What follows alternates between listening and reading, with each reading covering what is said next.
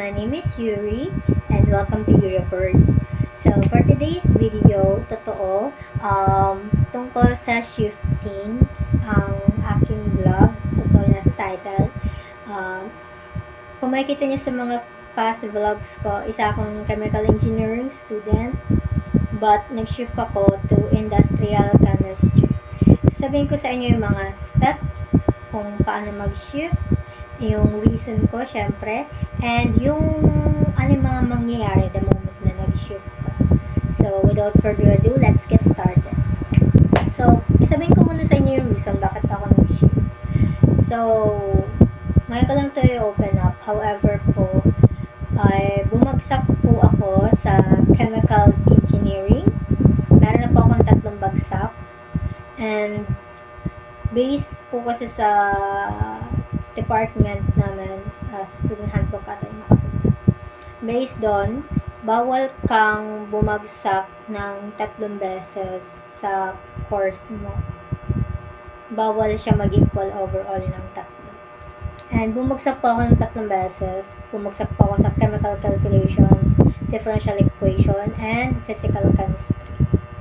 And dahil po doon, kailangan ka na mag-waiver. Para pag nag-waiver ka kasi sa IRIS, bawal ka na daw bumagsak ulit. But, kasi pag bumagsak ka na, i-eliminate ka na daw sa buong engineering. So, need mo na din talaga mag-shift. Ayun yung pagkakaintindi ko sa sinabi sa akin. And, ayoko naman po ilagay yung sarili ko sa alanganin na if ever bumagsak man ako. And alam ko naman po may babagsak talaga ako. Kasi mahirap na talaga yung mga subject. Ayoko naman na ilagay yung sarili ko sa alanganin. So, I decided to shift na. So, ayun yung reason ko bakit ako nag-shift. Takal na natin kung ano yung mga steps sa pag-shift. So, bawal kang mag-shift sa IRIS by SEM. Kailangan mo tapusin talaga yung isang buong year. And, pupunta ka sa faculty or sa registrar ata para faculty ng pag-shiftan mo. Hihingi ka ng shifty form. And, ayun. I-fill upan mo lang yung shifty form na yon, and sasabihin sa'yo yung mga need mong papermahan. Need mo siya papermahan sa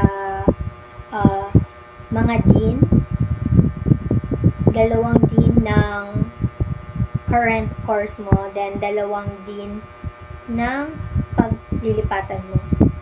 Then, papapermahan mo siya sa registrar's office. So, ayun yung matrabaho kasi need mo habulin yung mga dean.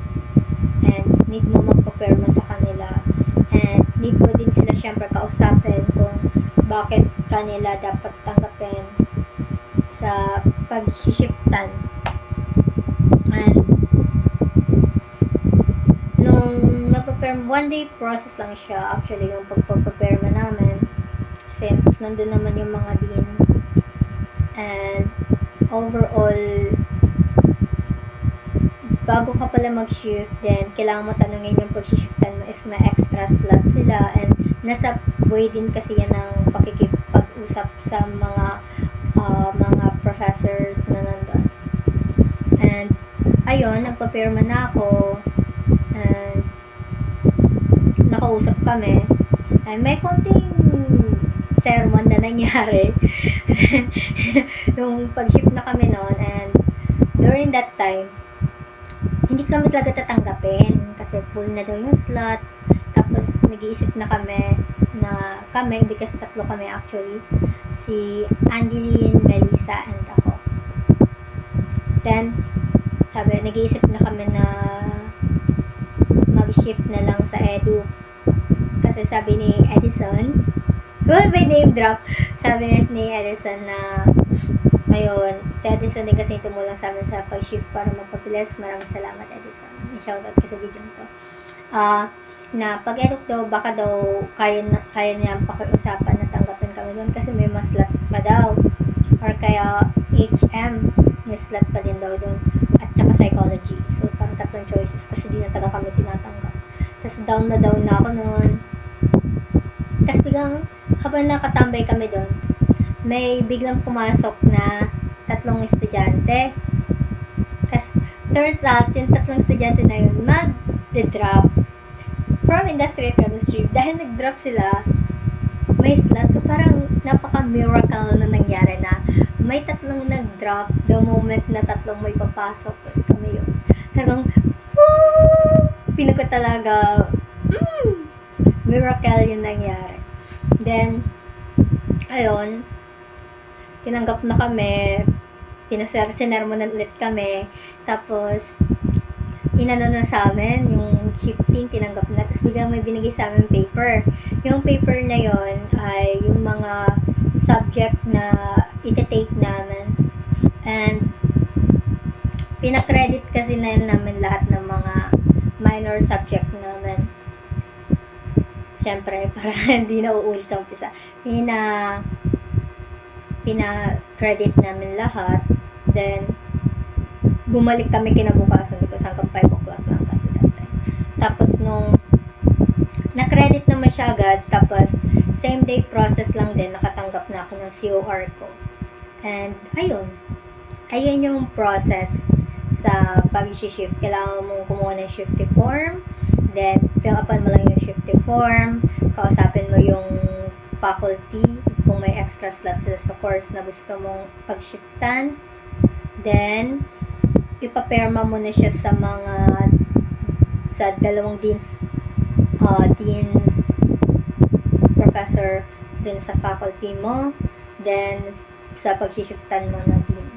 Then, papermahan mo lang sa registrar, then balik ka ulit dun sa dean's office na pag-shiftan mo, and sabihin mo, kompleto na po, napasa na lahat, then, i-enroll ka na nila the same day, and bibigyan ka na nila ng COR. So, ayun yung naging story ng pag-aking shift. Then, yung result, nung nakapag-shift na kami, na-credit naman lahat, thankfully, gratefully. Then, balik kami sa first year, however, because iti-take namin yung mga major subject na mga first year.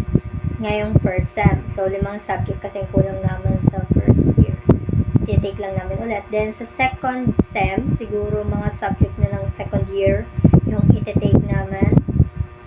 Tingin ko ganun siya mag-work. Then, sa next year, next year ata siguro. Next year, pag natapos na yung first sem at second sem, siguro magiging third year student na kami ulit. And hopefully na makagraduate na agad. And magkakaroon din ako, papakita ko din sa inyo yung orientation na magaganap tungkol sa library, because actually never nagkaroon ng orientation sa engineering about sa library. Ngayon ko lang na-experience, and ngayon ko lang din may experience ang year-end party, because walang year-end party sa engineering.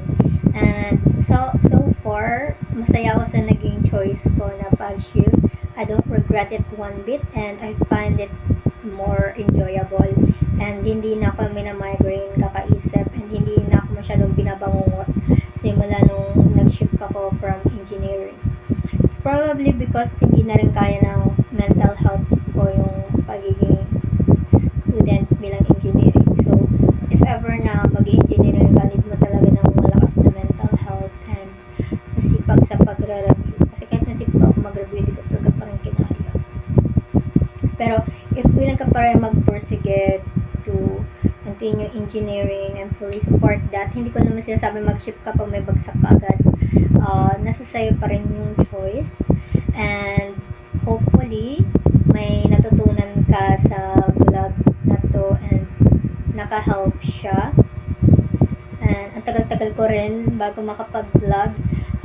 Sa next Monday, since today is Saturday, October 19, sa Monday, magkakaroon kami ng activity na paggawa ng wine. So, if i-film ka din yung vlog na yon, so stay tuned nyo na lang din, since ayun yung next vlog natin, or next vlog natin ay tungkol sa P-pop audition. So, depende pa sa dalawa. kung ano yung ilalabas ko or ano yung maisipan ko i-vlog. So,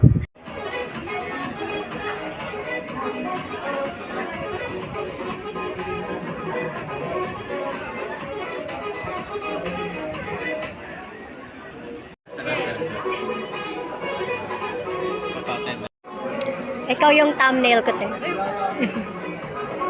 Okay, thumbnail kayo. Hindi na ba yung...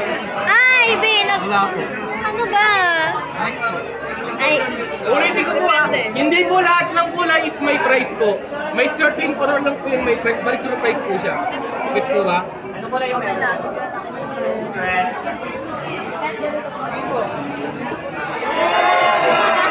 Dalawa pa. Isa pa. 3. Next. Pwede po siya kailangan sa bagan to. Kailangan sakto. sakto mo sa box, Ben. Kahit ano. Ah! One. Tasa mo. Sumobra. Panalo mo yan. Panalo mo yan. Ano kuya? Yan. Angeline, galingan mo. Ulitin ko po ang mechanics po nito is dapat kailangan daw mga sa loob po ng kulay. Nasa loob ng box. Ganyan po. Pwede po siya kaya-haris ng paganto or paganto. Ay, may technique gawin mo ginawa ni Kuya. Ganyan po. Dapat po is nasa loob. Paganto po is talo. Hindi po lahat ng kulay is may premyo. May certain lang po. Hanggang 3 times lang po Gawin mo yung ginawa ni Kuya, ginanon niya. Ay, sige. Malapit na. Konti, gigi. Ay, babe! Isa na lang, bili. Oh! Next. Ganon mo ba yung technique? Dapat mahina lang, babe. Hinaan mo. Lakas mo konti. Ayusin mo yan. Pwede po mag-haris ng paganto Ayun o, yung may technique si Kuya, di ganun no, di ganun. Panalo mo yan. Ganunin mo yung kamay mo. Pwede po mag-haris ng paganto Ayun o, napapasok ni Kuya. Ganunin mo yung technique. Mahina na. Pwede po hindi po lahat ng kulay is may price. It's what?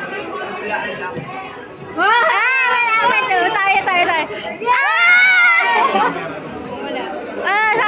So, remember, tandaan niyo yung mga kulay na wala. Wag na sa yellow. Like wag. Walang yellow. Meron din. Ayun, iwasan mo. Ano ba yan? Ang dayang. Wait lang. Ang ako is pa ganon. Or kaya sa taas. Yung paganto, basta natural po yung dice. Kung magre-roll yung dice, hindi pinagsak. Ganun mo. Ganun, sige. Sa. Go. Ba yan? Ang lupit mo. 1, 2, 3. Sayang.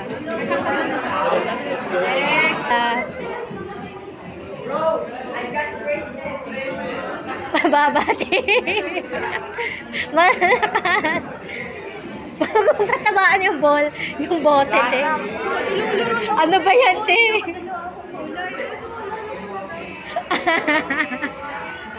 Wait lang si ano.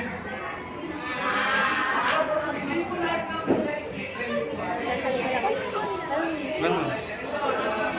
I-isak pa mo lang.